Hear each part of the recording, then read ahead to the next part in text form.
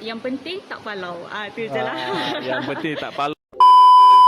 Hai, Assalamualaikum semua. So hari ni kita deliverkan sebuah IMAX 7 Premium. So customer saya ni dia daripada Shah Alam. So mungkin kita boleh dapatkan feedback daripada customer macam mana servis saya, berapa lama ditunggu dan sebagainya. So kita ada Encik Amirul dan juga Puan Hanani.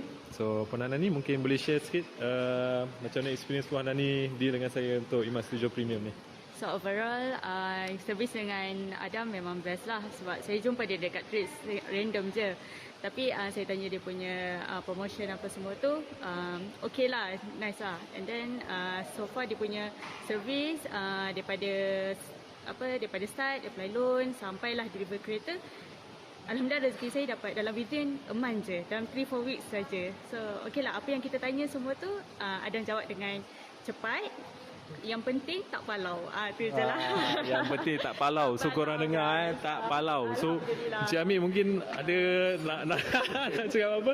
Okey, tak ada, Encik Amir kita malu.